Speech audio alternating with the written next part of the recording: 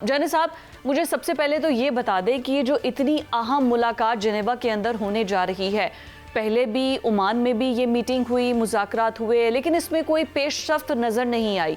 अभी Marco Rubio का statement भी आपके सामने है, तो आपको क्या लग रहा है कि कोई टेबल टॉक या नेगोशिएशन की तरफ ईरान मानेगा? जी, thank you very much Fiza for having me और भट्ट साहब को भी मेरा बहुत सलाम और बेस्ट विशेस टू यू आपका इस प्रोग्राम के लिए।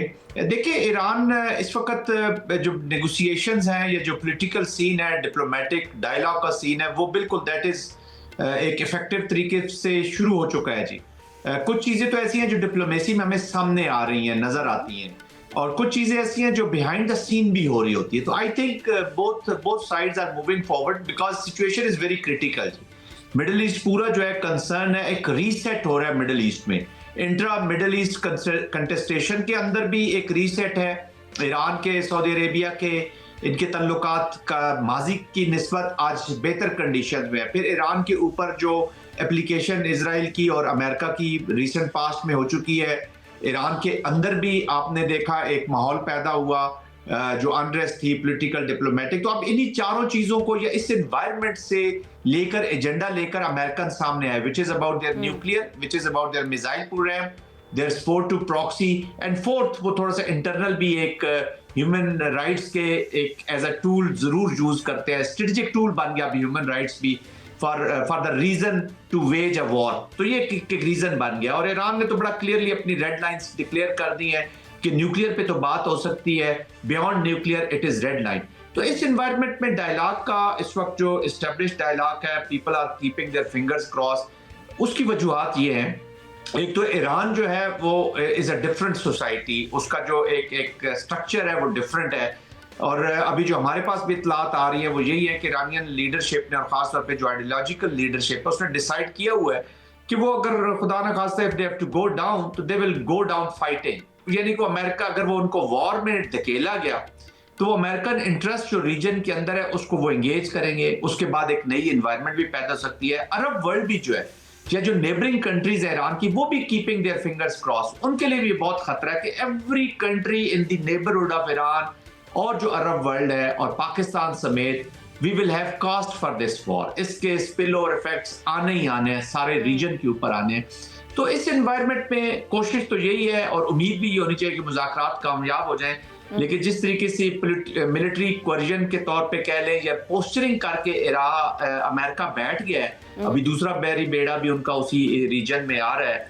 और फिर आपने यमन में भी देख लिया, सूडान में भी देख लिया, सिचुएशन डेवलप हो रही है। तो ये सारा एक इंटरनेशनल स्ट्रेटेजिक एनवायरनमेंट ऐसी डेवलप की गई है जहां पे ईरान को मजबूर किया जा सके कि वो पॉलिसी कैप्चुलेशन पे चला जाए, न्यूक्लियर पे कंप्रोमाइज करे, अपने मिसाइलों पे कंप्रोमाइज करे, एंड ऑफ कोर्स प्रॉक्सीज जो उनकी स्टेट के साथ उनकी जो रिलेशनशिप थी पास्ट में, वो तो ऑलरेडी बहुत बुरी तरह इफेक्ट हो चुकी है और ईरान ने पोजीशन लिया। तो क्रिटिकल सिचुएशन है, बट उम्मीद ये करनी चाहिए कि अल्लाह ना करे कि ये फ्रिक्शन लड़ाई की तरफ जाए। अल्लाह ना करे। जाहिर है हमारा तो नेबर कंट्री है तो उस पर हीट तो पाकिस्तान में आएगी। बट साहब, हम कल भी बड़ा डिटेल इस टॉपिक को इशू डिस्कस कर रहे थे।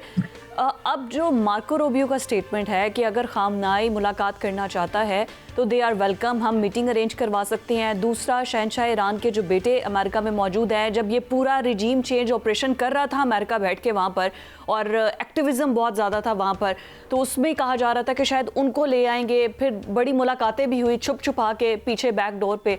तो आपको क्या नज़र आ रहा है कि हर तरफ से ही हार हुई है, ना वो रिजीम चेंज ऑपरेशन कर सके, ना वो खामनाई को टेबल पर बिठा सके, बल्कि खुद ऑफर कर रहे हैं कि आए हमसे मुलाकात कर ले। अमेरिका को हर तरफ से फिर शिकस्त ही हुई। शुक्रिया फिजा, आप जो बात कर रही हैं दो एंगल से कर रही हैं, मैं दोनों का जवाब देता हूं, लेकिन उससे पहले जो आपने इंट्रो में बात की वो बड़ी खूबसूरत थी और वो मैं चाहूँगा कि नाज़रीन को ज़रूर बताऊं कि नाज़रीन, जो 6 फरवरी को पहले मुज़ाकरात हुए थे अमान में अमेरिका और ईरान के, उसमें कोई वाज़िया डील सामने नहीं आई। जी जी। अब दोबारा जो जेनेवा में मुज़ाकरात है वो कमिंग वीक में वो शुरू होने लगे हैं। अच्छा, अब इन मुज़ाकरात को अगर आप ज़रा गौर करें, पिछले मुज़ाकरात को देखें, तो मैं ये समझता हूँ कि ईरान का वाज़िया मौक़िफ़ कि किसी भी हमले की सूरत में इसको जंग तस्वर किया जाएगा और बाज़ाब्ता जंग का जवाब जंग के अंदाज से, सख्त तरीन अल्फाज से दिया जाएगा। अच्छा, ये तो हो गया ईरान। अब अमेरिका की जो आप बात कर रही हैं वो देखें, अमेरिका कह रहा है कि मैं मुज़ाकरा चाहता हूं, मैं भी लड़ाई नहीं चाहता। वो ये है एहसाब की जंग, जिसके एहसाब जंग में टूटेंगे वो शिकस्त होगी। ठीक है, मुज़ाकरात से पहले जो मुज़ाकरात हो रहे हैं ये उसी की कड़ी है कि बात ये है गिव एंड टेक चल रहा है। और अदरवाइज आखिरी 4 लाइनें मैं ये ज़रूर कहूँगा कि मेरा ये तजर्बा है और मेरा ये एक्सपीरियंस है कि अमेरिका अपनी इज्जत बचाने के लिए टेबल पर ज़रूर बैठेगा, बैठ चुका है, लेकिन एट द एंड अगर उसको कुछ नहीं आया तो वो कहते ना स्लैप्ड, हल्की चपेड़ा नहीं होंगी 2-4, वो थप्पड़ जरूर मारेगा। क्योंकि इस तरह वापस जाना अमेरिका का, ये पहलवानी खराब होती है ना जी। चौधरी की इज्जत खराब हो जाएगी, चौधरी की इज्जत खराब हो जाती है। हाँ बिल्कुल ठीक है। अच्छा, आपने बड़ी प्यारी बात की है। मैं जनरल साहब यहीं से कि अब ये देखें कि बैरी बेड़ा भी आ चुका है, एक तरफ मुज़ाकरात के लिए बैठे भी हुए हैं कि मुज़ाकरात करें हमारे साथ, मुलाकात की ख्वाहिश का भी इजहार किया जा रहा है। पावर प्लांट जो उनका था, जिसको तो वो पहले ही अमेरिका तबाह कर चुका है, वो उन्होंने हैवी बम्बार्डमेंट की बैलिस्टिक मिसाइल से उसको पहले ही तबाह कर दिया। जौहरी प्रोग्राम पर वो कह रहा है बात करने को तैयार है। असल मसला तो जौहरी प्रोग्राम का ही है ना। जब जौहरी प्रोग्राम पर बात करने के लिए तैयार है तो फिर इस किस्म की हरकतें, क्योंकि जंग हो जाएगी, अभी अटैक कर देंगे। ईरान तो अपनी पोजीशन बड़ा वाजे कर रहा है कि हम जौहरी प्रोग्राम पर जो भी बात होगी वो करने को तैयार है।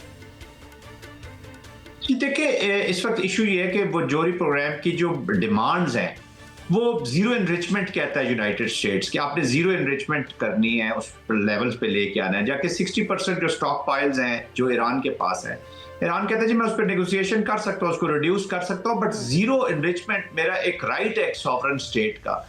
मैंने सिविल यूज करना है। सिविल देखिए ना, असल में बैलेंसेस तो वर्ल्ड में है नहीं। या तो एक से निकल के अब यूरेनियम पर आ चुकी है, जौहरी प्रोग्राम से तो निकल के अब यूरेनियम पर आ गई है। देखिए, वो तो कोई भी कासिस बुलाए, बेसिकली तो वो एक पॉलिसी कैप्चुलेशन चाहते हैं या एक सबसर्विएंट ईरान चाहते हैं टू दी इजरायली हेजमोनिक जो प्रेजेंस है मिडल ईस्ट में। तो आई थिंक वो that is a big idea. Main idea तो वही है कि आप एक सबसर्विएंट स्टेट के तौर पे, सबसर्विएंट कह लें या प्लाइंट स्टेट के तौर पे कह लें, कि वो वहां पर आप मौजूद हों इन मिडल ईस्ट। तो आप पॉलिसी कैप्चुलेशन यही है कि आप अपने न्यूक्लियर उस पे, क्योंकि वो उसको थ्रेट समझते हैं। और पहले एक मिडल ईस्ट में भी एक सिचुएशन क्रिएट की, बट ईरान जो है वो उसको भी रेड लाइन कहता है, जीरो एनरिचमेंट को भी रेड लाइन कहता है।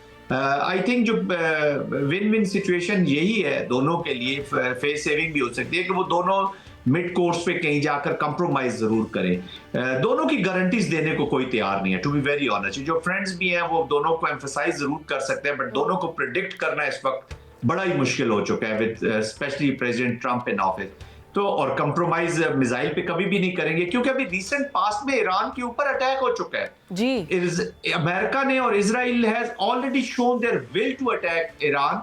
ईरान ने भी दो के उतना इफेक्टिव था या नहीं था उस डिबेट पे जाए बगैर अपनी विल शो की जब उन्होंने अल हुदैद कतर के ऊपर रिस्पॉन्ड किया।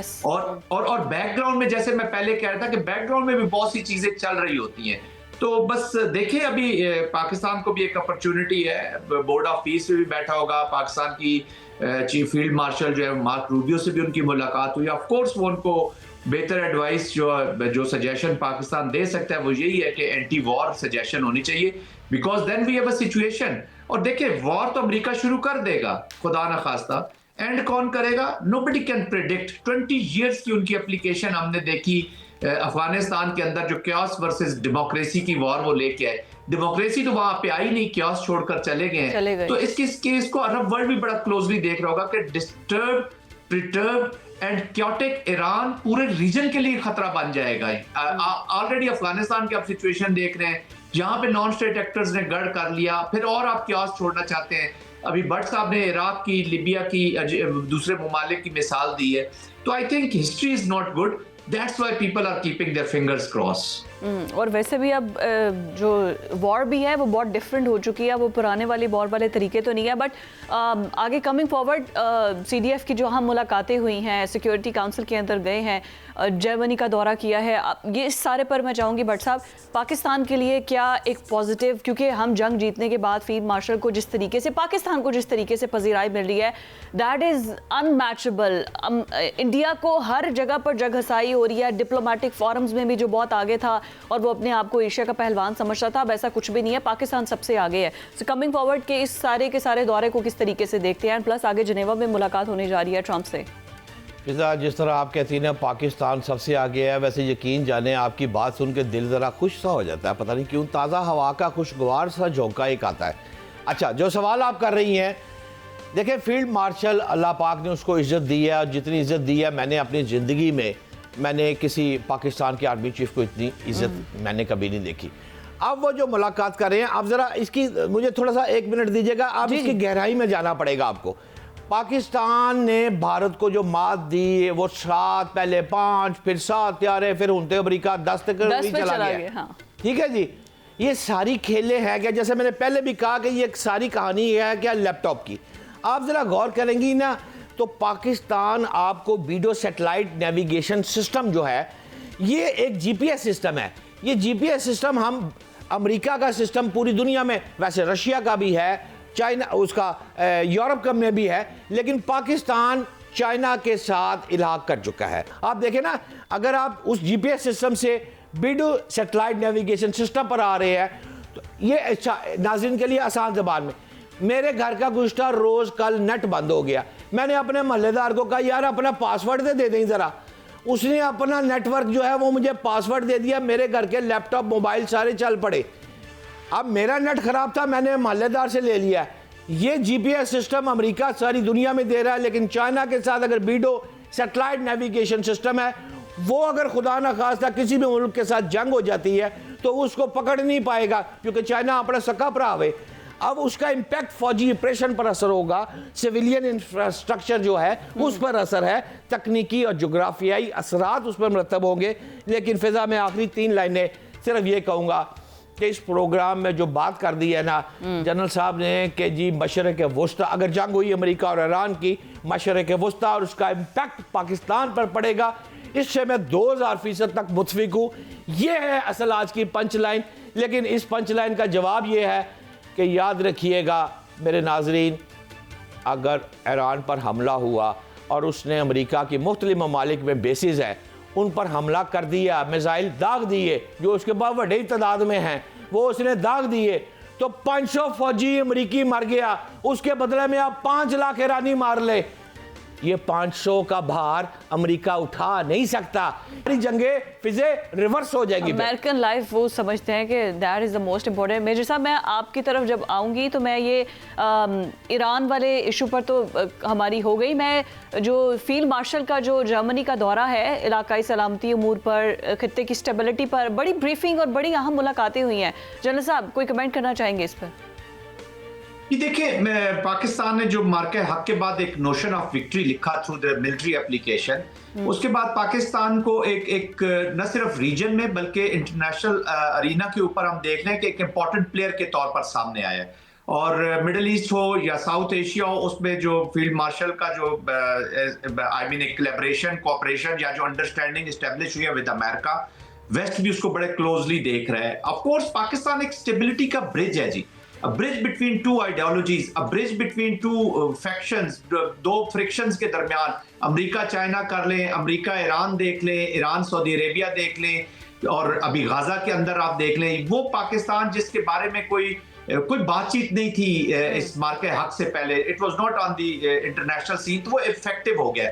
तो फील्ड मार्शल ने मार्को रूबियो से मुलाकात की, ऑफ कोर्स मिडिल ईस्ट उस पर डिस्कशन में आया होगा, गाजा डिस्कशन में आया होगा, पाकिस्तान की अपनी जो पोजीशनिंग है या पाकिस्तान के ऊपर जो वॉर थोपी गई है इस वक्त इंडिया, और ये प्रॉक्सी वॉर जो अफगानिस्तान की सॉइल से हो रही है, वो अंडर डिस्कशन ही होगी। फिर आप ब्राजीलियन लीडरशिप से भी मिले हैं, मिलिट्री लीडरशिप से, जर्मनी मिलिट्री लीडरशिप से मिले हैं।